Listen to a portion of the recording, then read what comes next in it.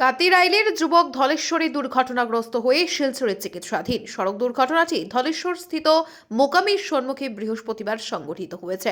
জানা গেছে ওই দিন অর্থাৎ 25 জানুয়ারি দুপুর 12টা নাগাদ বদরপুর থেকে AS 24AC 4756 নম্বরের একটি অটোরিকশা হাইলাকান্দি যাওয়ার পথে ধলেশ্বর স্থিত মোকামের সম্মুখে পৌঁছানোর পর একটি অল্ট্রো গাড়ির মুখোমুখি সংঘর্ষ হয়। ফলে অটোরিকশাতে থাকা কাতিরাইল প্রথম খণ্ড হিলারা কলোনির বাসিন্দা গোবিন্দচন্দ্র দাসের ছেলে গৌতম দাস গুরুতর আহত হন। স্থানীয়রা তাকে সঙ্গে সঙ্গে উদ্ধার করে কালীনগর হাসপাতালে নিয়ে যান, কিন্তু অবস্থা বেগতিক থাকায় চিকিৎসকরা উন্নত চিকিৎসার পরামর্শ দেন। বর্তমানে শিলচরের এক বেসরকারি হাসপাতালে গৌতমের চিকিৎসা চলছে। এ মর্মে শুক্রবার 5 গ্রাম থানায় গৌতমের বাবা এক এজাহার দায়ের করেন। কাতিরাইলের যুবক ধলেশ্বরী দুর্ঘটনাগ্রস্ত হয়ে শিলচরে চিকিৎসাধীন। সড়ক দুর্ঘটনাটি ধলেশ্বর স্থিত মোকামির সম্মুখে বৃহস্পতিবার সংঘটিত হয়েছে।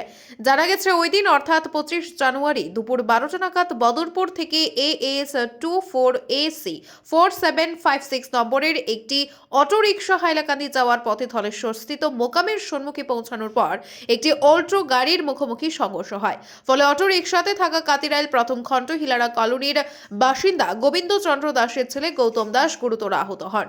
স্থানীয়রা তাকে সঙ্গে সঙ্গে উদ্ধার করে কালীনগর হাসপাতালে নিয়ে যান, কিন্তু অবস্থা বেগতিক থাকায় চিকিৎসকরা উন্নত চিকিৎসার পরামর্শ দেন। বর্তমানে শিলচরের এক বেসরকারি হাসপাতালে গৌতমের চিকিৎসা চলছে।